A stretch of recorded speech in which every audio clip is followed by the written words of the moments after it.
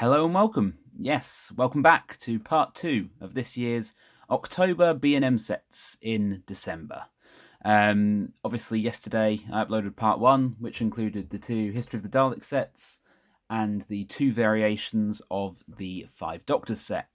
Now, I've been up early again this morning, down to another of my local B&Ms, which very luckily happened to have the 2 that I was missing, which here we have. Earthshock and the first Doctor and Tardis from An Unearthly Child. So, without further ado, let's get into it. Backdrop. Figures in their plastic. Let's get it out of the plastic. One thing I will just point out before we do is these hands, these additional hands for the androids, which is very nice of them to throw in. So we'll get that out and let's have a look. So here they are, out of the box, the Earthshock set. Very nice, actually. So I'll start with the 2 androids. I'm a big fan of the kind of shiny, dark helmets. Can we get that to focus? Let's have a look. It's very nearly focusing. There you go. So very nice, shiny helmets. We've got new hands. That little ridge in them. Again, using the Axon body, that old figure that has also been used for the 5 Doctor set with the Rastan Warrior robot. Yeah, these guys, they stand okay. They're not too bad. They do look good as a pair. So, yeah, good for posing for sure. They do also come with a spare set of hands each. So from what I could see, it's the same set, so you can basically change them on both the 2 figures. So what I'll do right now is I shall attempt to change one of the sets of hands over for you. Let's see if I can do this. Oh, they're quite... There you go. That's one hand out. Let's swap that with the left one. Yep. That went in okay. Can you see that? No, my camera has decided it doesn't want to focus today. Look at that. Any good? No, okay. Well, you get the idea. So, changeable hands. This one's a regular one anyway.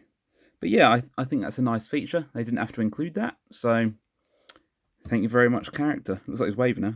Bye. There you go. Put him back. Excellent. It's all going wrong today, people. It's all going wrong. He's high-fiving in the air. You could literally pose them high-fiving, couldn't you? Right, I'm going to do it now. There you go. There is a high-five going on between the 2 androids. Hope you're enjoying this. Excellent, excellent commentary right here. There you go. So, there you go. There's the androids. Now... the 5th Doctor, Peter Davison. What should we say about him? I'll just take the bomb from his hand there. What to say, really? I mean, this is a very generic re-release. I think over the past, 4 or 5 years, we've had so many of this same figure. I personally am a little bit tired of it now. We've seen so many. This has probably got to be like it's probably got the 8th variation of him I've had.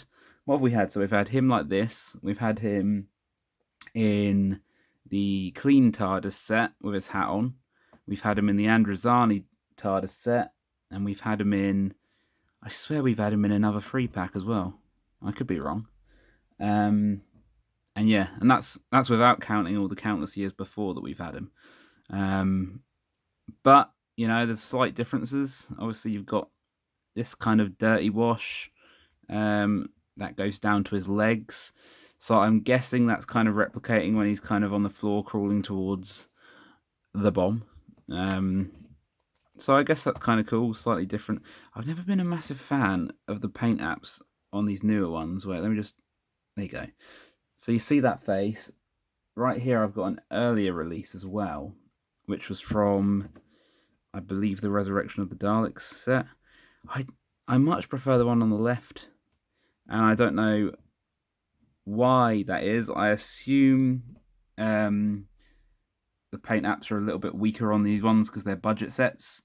But yeah, I do wish they'd do the old school Peter Davison face paint apps. They're much better. But yeah, I guess we mustn't complain because these are, like we said, budget sets, and it's just good to be getting figures at all, really. But yeah, I mean, overall, not a bad variant. No sonic screwdriver, but that can be excused because we have the bomb, which I would actually say is probably one of the best things about this set, accessory-wise. Anyway, look at that. So you've got the numbers counting down. A lot of nice detail. It's a fairly chunky, solid piece, actually. Doesn't feel at all flimsy. It's quite nice. You can pose that along your androids and your Peter Davison. Now, right, so actually then, now we've got this, we're getting quite a few figures from Earthshock itself. So we've got the 5th Doctor. We have our androids, which since filming this video have decided they don't want to stand up, which is slightly irritating, but we will continue. And then of course we've got our Cybermen. Another Cyberman. And I suppose you could count our Cyber Leader from the 5 Doctors set as well. So yeah, you know, building up quite a good collection from one episode. All we need now is the companions. I wonder when they're coming. Hopefully soon. But there we are. So that's the Earthshock set. Obviously not including these ones. Yeah, not a bad set. Probably the least interesting set of everything we've had this year. But, you know, I won't complain. It's a good set. And we're just lucky that we're getting new characters like these androids. So, yeah, good stuff. And finally, we have the first Doctor and Tardis from An Unearthly Child. So, the very first episode this set is supposedly from. So, let's get it out and let's have a look. So, here we are, the first Doctor and Tardis from An Unearthly Child. This has been a highly anticipated release. We've been wanting this for quite a while. We'll start off with the first Doctor himself. So this is a variant that has been, I think, sought after for quite a while, ever since the release of the initial one, which has become quite hard to get. Which I am quite lucky to have myself. So, as you can see, the face paint apps are a lot lighter than the original. Let's try and get this to focus in. Here we go. There you go.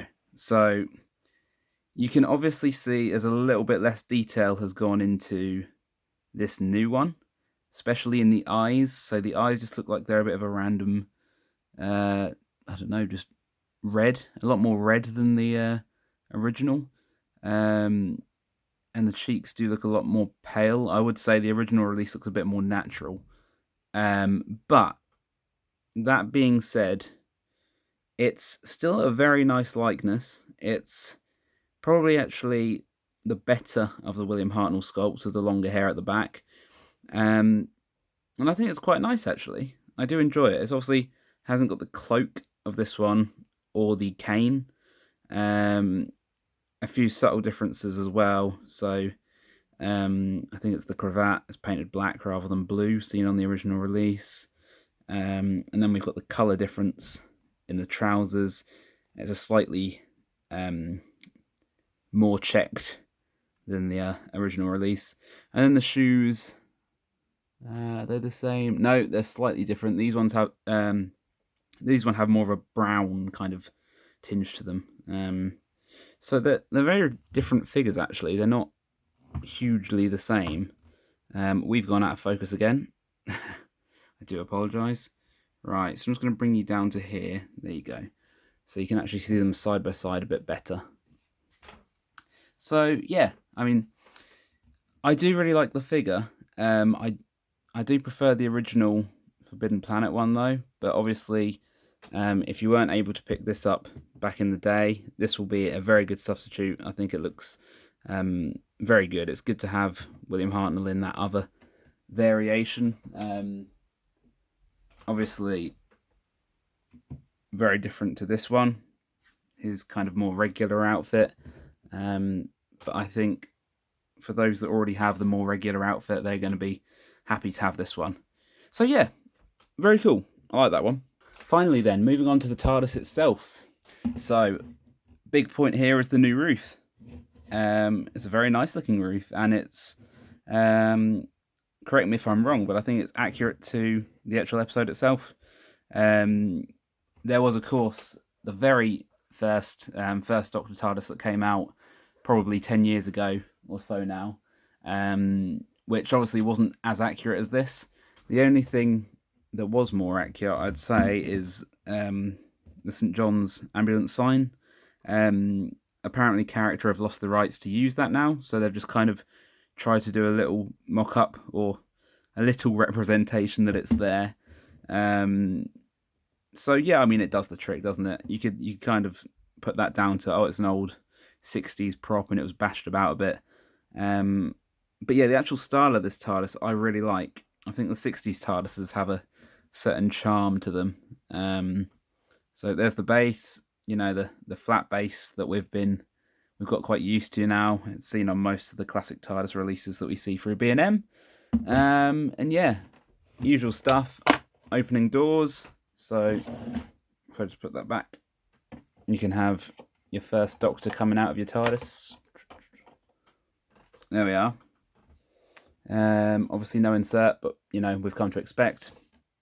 But yeah, I do really like it. The new roof is stand out for me. And correct me if I'm wrong as well, but I do believe this is a new lamp. I don't think we've seen this, if it will focus. There you go. I don't think we've seen this kind of like, I don't know what you'd call it. It's got kind of like lumps and lumps. And it kind of, it's basically a different lamp in there, which I think is a nice, cool touch. So there we go. That is the TARDIS, now in focus again. We are going to have to sort out these camera troubles. I do apologise. Yeah, not a bad set, actually. Really cool. So it's good to have that added to the TARDIS collection. It'll be interesting to see which TARDIS they do next. Drop down in comments what you think they're going to do next TARDIS-wise. That'll be cool to discuss and see what's going on there. So thank you guys for watching. That has been my part 2 wrap-up of the B&M sets this year. If you've enjoyed the videos, give it a like and maybe subscribe if you've enjoyed that. Thanks for watching, guys. See you next time.